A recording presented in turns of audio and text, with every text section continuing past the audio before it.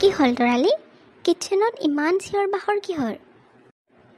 মই যদি আৰু এনেকৈ দুদিনমান কিটচেনত থাকোঁ, সঁচাই জোনালী মই পাগল হৈ যাম। কিয়? কি হৈছে? মই তোমাৰ কাৰণে চুপ বনাব গৈছিলোঁ। 3 ঘণ্টাৰ পৰা চুপ বনাব ট্ৰাই কৰি আছোঁ, কিন্তু আৰু চুপ নহ'ল। তুমি ইমানবোৰ কাম কেনেকৈ অকলে কৰা জোনালী? মোৰ এদিনতে অৱস্থা কাহিল হৈ গৈছে। মই দেখোন কৈছোঁ তুমি ইমানবোৰ কাম কৰিব নোৱাৰিবা, এজনী মেড ব্যৱস্থা কৰা। মই মেডৰ খবৰ লৈছোঁ, কিন্তু এতিয়া দেখোন কোনো মেড ফ্ৰী নাই, কেইদিনমান পিছতহে পোৱা যাব। কোনো কথা নাই, মই যিখিনি পাৰোঁ তোমাৰ হেল্প কৰি দিম দিয়া। নালাগে, এই অৱস্থাত তুমি মোৰ হেল্প কৰি আৰু বেছিকৈ অসুস্থ হ'ব নালাগে। আৰু কেইদিনমান পিছততো তোমাৰ বিয়াই। তোমাৰ বিয়া হ'লে ভাবিছিলোঁ মই অকলে বহুত হেপ্পী থাকিম, কিন্তু এতিয়া মই ৰিয়েলাইজ কৰি আছোঁ তুমি গ'লে দেখোন মই অকলশৰীয়া হৈ যাম। মই ইমান বেছি দূৰত নাথাকোঁ নহয়, ওচৰতে থাকিম। যেতিয়াই মন যাব তেতিয়াই আমি লগ কৰিম। ঠিক আছে, তুমি এতিয়া ৰেষ্ট কৰাচোন। মই চাওঁ কিটচেনত তোমাৰ কাৰণে কি বনাব পাৰোঁ। যি আছে তাকে লৈ আহা, মই সেইবোৰে খাম। তুমি ইমান কষ্ট কৰিব নালাগে। পাপাৰ লগত তুমি অফিচৰো কাম কৰা, এতিয়া ঘৰৰ এইবোৰ কৰি হেনে নিজকে নিজে বেমাৰী কৰিম বুলি ভাবিছা নেকি? একো নহয় দিয়া, এইখিনিতো মই কৰিবই পাৰোঁ তোমাৰ কাৰণে। কিটচেনত কেতিয়াও ভৰি নিদিয়া ছোৱালীজনী আজি মোৰ কাৰণে খানা বনাই আছে। মিছেছ শইকীয়া, আপুনি হঠাৎকৈ এনেকৈ আহিল যে, কিবা অসুবিধা হৈছে নেকি? নাই, অসুবিধা তেনেকুৱা হোৱা নাই। মই জোনালীৰে খবৰ ল'ব আহিছিলোঁ। তাই বেডৰুমত ৰেষ্ট কৰি আছে। ঠিক আছে, তেতিয়াহ'লে তাইক ৰেষ্ট কৰিব দিয়া। মোৰ আপোনাৰ লগতো দুটামান কথা আছে, ভাবিলোঁ কথাখিনিকে পাতোঁ। কওকচোন মিছেছ শইকীয়া, কি ইম্পৰ্টেণ্ট কথা? মই ভাবিছিলোঁ আমি বিয়াৰ ডেটটো অলপমান আগবাঢ়ি দিওঁ নেকি, মানে তেতিয়ালৈকে জোনালীও অলপমান সুস্থ হ'ব। মই জানো মিষ্টাৰ হাজৰিকা, আপোনালোকৰো বহুতখিনি আয়োজন হৈছে। এতিয়া চাওক না, আমাৰতো বহুতখিনি কামেই আগবাঢ়িছে, কিন্তু জোনালীৰ এনেকুৱা অৱস্থাটো দেখি এতিয়া বিয়াটো নপতাই ভাল, কেইদিনমান দেৰিকৈ পাতোঁ আৰু। সেইটোতো বাৰু হয়, তাইৰো এনেকুৱা অৱস্থা। আপুনি অৰ্ণৱৰ লগত কথাটো এবাৰ আলোচনা কৰি চাবচোন। অৰ্ণৱৰ একো প্ৰব্লেম নাই, মই যিটো ডিচিজন ল'ম সেইটোতে তেওঁ ৰাজি আছে। এতিয়া যদি সিহঁতে দুজনকে বিয়া পাতিম বুলি ভাবিছে আৰু তো কেইদিনমান দেৰি হ'লেওতো একো প্ৰব্লেম নহয়। তেতিয়ালৈকে জোনালীৰ হাতখনো ভাল হ'ব, আপোনালোকৰো ভালেই হ'ব আৰু। ঠিক আছে মিছেছ শইকীয়া, আপুনি যদি অৰ্ণৱৰ লগত কথা পাতিছে তেতিয়াহ'লে মোৰ একো প্ৰব্লেম নাই। মই জোনালীক কথাটো জনাই দিম। হ'ব ঠিক আছে, মই এতিয়া যাওঁ, দেৰি হৈ আছে। আপুনি এনেকৈ কেনেকৈ যাব? বহক, মই আপোনাৰ কাৰণে চাহ পানীৰ ব্যৱস্থা কৰোঁ। নাই, নালাগে, পাছত আহিম নহয় আৰু। আজি যাওঁ দিয়া, দেৰি হৈছে এনেও। ঠিক আছে তেতিয়াহ'লে। পাপা, এই শইকীয়া আণ্টি কিয় আহিছিল? জোনালী আৰু অৰ্ণৱৰ বিয়াৰ ডেটটো কেইদিনমান আগবাঢ়ি দিবৰ কাৰণে কৈ আছিল। কিয় পাপা? বিয়াত মাত্ৰ এসপ্তাহ সময় আছে আৰু সকলো আয়োজন হৈ গৈছে অলমষ্ট। এতিয়া বিয়াখন আগবাঢ়ি দিলে কেনেকুৱা হ'ব? তেখেতে কৈ আছিল তেতিয়ালৈকে জোনালীৰ হাতখনো ভাল হ'ব, আৰু এনেকুৱা এটা অৱস্থাত বিয়াটো পাতাও ঠিক নহ'ব, এনেকুৱা কৈ আছিল। আৰু বিয়াৰ ডেটটো আগবাঢ়িবৰ কাৰণে অৰ্ণৱে মান্তি হৈছে? মই অৰ্ণৱৰ মুখৰ পৰাতো একো শুনা নাই, কিন্তু মিছেছ শইকীয়ানী ক'ল যে অৰ্ণৱৰ একো প্ৰব্লেম নাই। আপুনি এতিয়ালৈকে তাইৰ ষড়যন্ত্ৰবোৰ কিয় বুজি পোৱা নাই পাপা? তাই এইখন বিয়া হোৱাটো আৰু নিবিচাৰে। এনেকৈ কিয় কৈ আছা মাজনী? পাপা, মই ভাল কৰি জানো শইকীয়ানী আণ্টি কেনেকুৱা ধৰণৰ। তাই নিজৰ স্বাৰ্থৰ কাৰণে যিকোনো কৰিব পাৰে।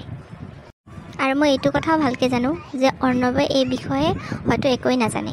আপুনি আগত অৰ্ণৱৰ লগত কথা পাতা। মইতো একো ধৰিবই পৰা নাই, এই শইকীয়ানী কি কৰিম বুলি ভাবি আছে?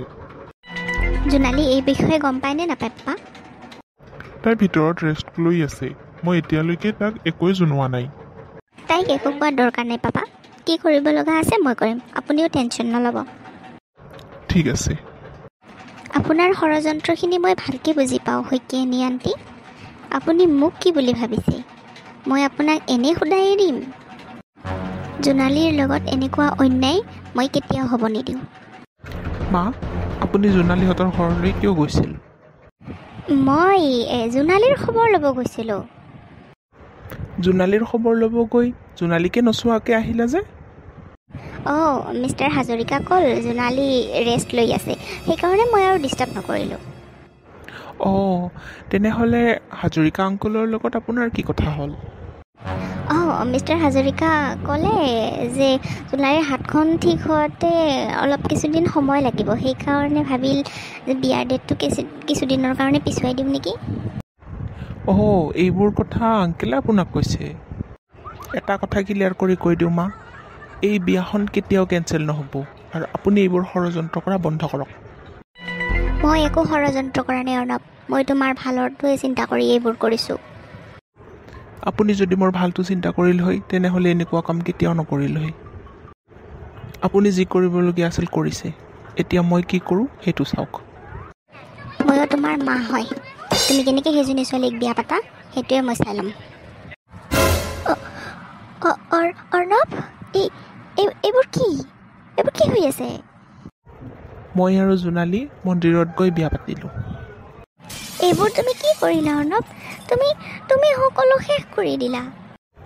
মই একো শেষ কৰা নাই মা, আপোনাৰ অহংকাৰে এনেকুৱা কৰিবলৈ মোক বাধ্য কৰাইছে। মই জানো এইবোৰ কাম তোমাৰ নহয়, এই ছোৱালীজনীয়ে তোমাক ফচাইছে। তাইক মই সোধাই নেৰোঁ। তুমি এনেকুৱা কিয় কৰিলা জোনালী? কুলকখিনি বিয়াৰ আগতে হাতখন ভঙালি, এতিয়া মোৰ ল'ৰাটোৰ জীৱনটো ধ্বংস কৰিব ওলাইছা তুমি। আণ্টি আপুনি মোক ক্ষমা কৰি দিব, মই এইবোৰৰ বিষয়ে একোৱেই নাজানো। অৰ্ণৱে মোক জোৰ কৰি মন্দিৰত লৈ গৈছে, তাৰপিছতহে সি মোক ক'ল যে আমি আগতে ইয়াতে বিয়া পাতিম আৰু আপোনাৰ অনুমতি আছে বুলিহে মই বিয়া পাতিছোঁ। মই মিছা কথা নক'লে জোনালী কেতিয়াও বিয়া নবহিল হয়, আৰু মই জোনালীক বিয়া পাতিম বুলিয়ে মন্দিৰত লৈ গৈছোঁ মা। এজনী খুট থকা ছোৱালীক বিয়া পাতি তুমি এইখন ঘৰৰ মান সন্মান সকলো শেষ কৰি দিছা অৰ্ণৱ। আৰু তুমি কি ভাবিছা জোনালী, মই তোমাক মোৰ বোৱাৰী হিচাপে কেতিয়াও স্বীকৃতি দিম? তুমি এইটো কথা কেতিয়াও নাভাবিবা যে মই তোমাক বোৱাৰী বুলি মানি ল'ম। আণ্টি প্লিজ আপুনি এনেকৈ নক'ব, মোৰ মা নাই এইখন ঘৰত, মই আপোনাৰ পৰা এজন মাৰ মৰম পাবৰ কাৰণেহে আহিছোঁ। মই যদি আগতে গম পালোঁ হয় আপুনি এই বিয়াখনৰ কাৰণে মান্তি নাই, মই কেতিয়াও অৰ্ণৱৰ লগত বিয়া নাপাতিলোঁ হয়। এইবোৰ নাটক এতিয়া তুমি মোৰ আগত কৰি একো লাভ নাই। মা আপুনি যদি জোনালীক নিজৰ বোৱাৰী হিচাপত মানি লোৱাত অসুবিধা হৈ আছে তেতিয়াহ'লে ঠিক আছে, মই জোনালীক লৈ বেলেগ ক'ৰবাত থাকিম। অৰ্ণৱ এইবোৰ তুমি কি কৈ আছা? এই ছোৱালীজনীক তুমি এতিয়াই ঘৰত থৈ আহা, তাইক দেখিলে মোৰ কেনেবা গাত জুই লাগি যায়। মোৰ সন্মুখতে আপুনি মোৰ পত্নীক এনেকুৱাকৈ অপমান কৰি আছে মা, আৰু এইখন ঘৰত মই কেনেকৈ থাকিম? ঘৰত তোমাৰ দাদা বৌ কোনো নাই, আৰু তুমি এনেকুৱা এটা কাম কৰাৰ আগতে একবাৰ মোৰ কথা চিন্তা কৰা নাই অৰ্ণৱ। মই কিমান আঘাত পাইছোঁ তুমি এনেকুৱা কৰাৰ কাৰণে। আজি আপুনি যদি ষড়যন্ত্ৰ নকৰিল হয় মোৰ আৰু জোনালীৰ বিয়াখন ভাঙাৰ কাৰণে, তেতিয়াহ'লে মই এনেকুৱা এটা সিদ্ধান্ত কেতিয়াও নল'লোঁ হয় মা। আপুনি নিজৰ অহংকাৰত ইমানকৈ ডুবি গৈছিল, আপুনি মানুহৰ মায়া মমতা একোৱেই বুজি নোপোৱা হৈছিল। এতিয়া দেখিছা জোনালী, যিজন ল'ৰাই কেতিয়াও তাৰ মাৰ আগত মুখ খোলা নাছিল, আজি তাৰ মায়েকক স্বাৰ্থপৰ বুলি কৈ আছে, অহংকাৰী বুলি কৈ আছে, মোক প্ৰশ্ন কৰি আছে। মই জানো আপোনাৰ ডাঙৰ বোৱাৰীজনীক আপুনি কিয় ইমান ভাল পায়, বেছি ধনী ঘৰৰ সেইকাৰণে। কেৱল ধনী হ'লে নহ'ব মা, গুণো থাকিব লাগিব মানুহৰ। টকা পইচা সকলো সময়তে মানুহৰ কামত নাহে, কিছুমান সময়ত মানুহৰ আচাৰ ব্যৱহাৰখিনিও বহুত গুৰুত্বপূৰ্ণ হৈ উঠে। অৰ্ণৱ তুমি জোনালীৰ পৰা ডাইভৰ্চ লৈ ল'বা, মই তোমাৰ কাৰণে বহুত ধুনীয়া ছোৱালী চাই দিম অৰ্ণৱ। আৰু তোমাক যিমান টকা লাগে সিমান টকা লৈ ল'বা, কিন্তু মোৰ ল'ৰাটোৰ জীৱনৰ পৰা তুমি দূৰত যোৱা। মই টকা পইচাৰ কাৰণে অৰ্ণৱৰ লগত বিয়া পতা নাই আণ্টি, আপুনি মোক ভুল বুজি আছে। তোমাৰ নিচিনা ছোৱালীবোৰক মই ভালকৈ চিনি পাওঁ। মা ইমান অপমান আৰু মোৰ সহ্য নহয়, আমি যাওঁ, আপুনি ভালে থাকক। তোমালোক মোক অকলে এৰি এনেকৈ গুচি গ'লা? মই কি ভুল কাম কৰিছোঁ? নিজৰ ল'ৰাটোৰ ভৱিষ্যতৰ ভালৰ কথা চিন্তা কৰিছোঁ, এতিয়া গোটেই দুখ মৰেই হৈছে।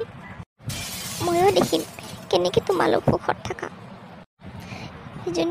এজনী আপাহী ছোৱালীৰ কাৰণে তুমি মোক এৰি গ'লা।